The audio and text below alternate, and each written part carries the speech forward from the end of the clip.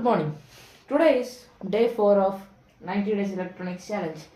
By the end of the 90 days, you will be able to build your own circuit, have good and enough knowledge about IoT and electronics. Okay, so now in day 4, as we discussed in day 3 ending, this is a multimeter. Okay, so now how this can be used. See, as an electronics beginner, it's really important for you to know the usage of a multimeter. This is a basic multimeter. Many models are available in online. You can check out on that. I will provide the links in description if you want. Okay, fine. Now we'll see what are the uses of the multimeter. So it has a round dial which can rotate to different values, and it has a display, LCD display only, to show the values. Okay, it has three ports. One is COM, where it has polarity, so it can lead to short circuit. So only use negative, which means black wire on the COM. Never shift this. Always use black wire on the COM. Okay, now this is set. Okay, so if I keep this red wire in this V ohms MA, for example, but then why is this port given? So if I need to measure small current like 200 mAh or 200 small currents, I can keep V ohms MA in this. But if I want to measure higher current, I should go for this 10 amperes mode. But we should remove this as quickly after checking, because this should not be in the this red cable, red probe should not be there in the in the 10 amperes one. Okay, as you can see here. So generally the connection should be this here. If you want to measure higher voltage, means you can go with this 10 amperes. Okay, now it has a high list of features. Now we'll see one by one. This thing is the AC current. It has 750 volts and 200 volts.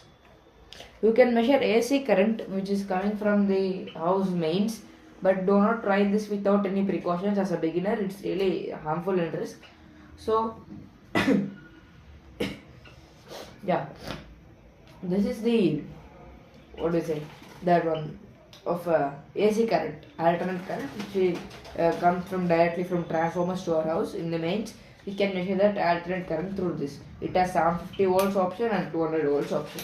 If you want to check your mains, you should always go for 750 volts, because we get around 220 volts to 240 volts in our mains. Okay, so then here is this to check the capacitor values. They have given 2000 VF and 220 M and 200 M. We can check the capacitor values with this section. We can check the capacitor values with this section. Okay, so the capacitor. Okay, now this 10 amps is used for this thing, for measuring high current. It has separate mode also, so you have to keep in 10 amps and measure the current. Now what is HFE? Many people don't explain this.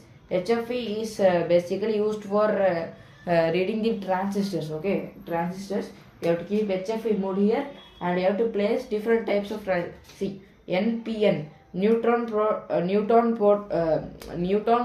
or again neutron. There are two combinations of transistors, neutron proton and proton neutron proton. Okay, so here is the line. You have to keep it here and check that. See, it is the base. It is the base of the transistor. This is the collector. This is the emitter. You have to place it, and we can check the transistor values here. For that, the HFE mode and this both mode are given. This is for NPN transistor. This is for PNP transistors. Okay. Now the very main mode we come across in this multimeter is the continuity test. We can test this for many circuits, like if a wire is broken or something is gone. So whenever we keep the circuit, when two probes touch or anything can conduct electricity, the buzzer beeps like this. Whenever we touch the two ends of the probes or any resistor which can conduct electricity, to check that if we touch this, the buzzer goes. Okay, so this is the continuity mode. Then this is the main part. this is the resistor checking mode. It has different ohms like 200 ohms, 2000 ohms, 20k ohms, 200k ohms, 2 million k ohms. Okay, so now we have a what was it? We have a 220 ohms resistor which is used for LEDs. I'll show you that. Yeah, we have learned in previous classes. This is a 220 ohm resistor. Okay, it has color bands as you can see. Fine, now we'll check this. We have to keep the both ends here, and I have kept 2000 volts because 2000 ohms because 220 is no 220 it is value, but 200 was the limit there. So yeah. See, now we are able to see the approximate value of the resistance, which is showing around 220 ohms is the resistance value, and we are getting to see about 217 ohms, as you can see here. This is the value of this resistor. Okay, now I will show you a different example with a different resistor also.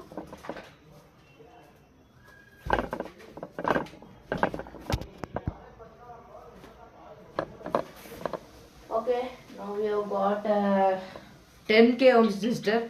This may look the same, but the color codes are different in this. This may look the same, but the color codes are different in this. Okay, now we'll keep 20k ohms because this is 10k ohms value. Okay, so now we keep the two ends of the multimeter here, and we'll check the resistance of this resistor. How much accurate it will show.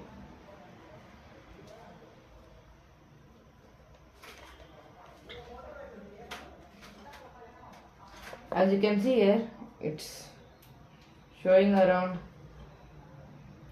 It's a cheap multimeter for basic model, so it's showing like this. But we know we get approximately around 9.30, which is not accurate, but no, we can know the base. We can check the resistance of these resistors. Okay, now there are several modes on this resistor like that. We can keep different resistance and we can check it.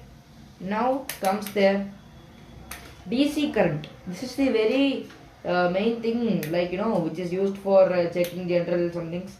It's very main for checking batteries and all. Except DC AC current is not mostly used to check. This is used to check many things. Now we'll check a battery with this.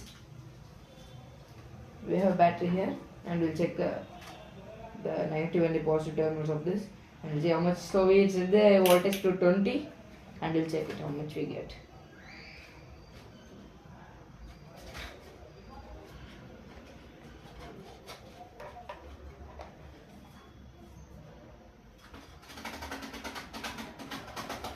See, it's showing around 6.61 volts of current.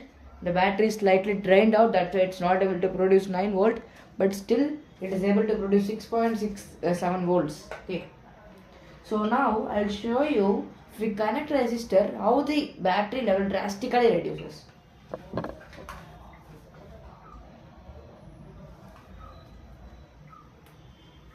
Now we connect the 220 ohms resistor and we'll check how much we want. So we should connect one end of the resistor here, one end of the resistor here, and then we get one more share terminal, and then we have to, this is the positive and this is the negative for now. Okay, again we'll check it how much we get now.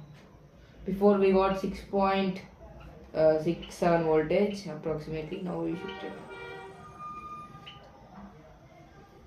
Now we'll check how much we get when we connect the resistor to.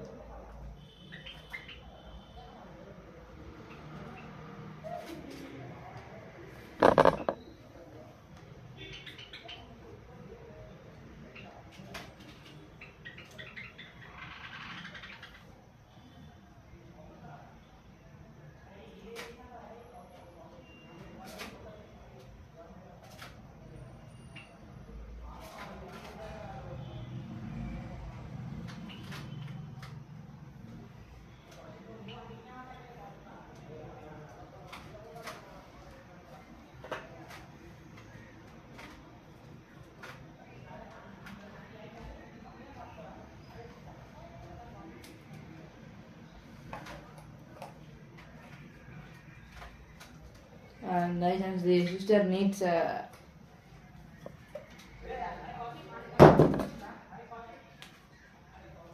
okay, so this was the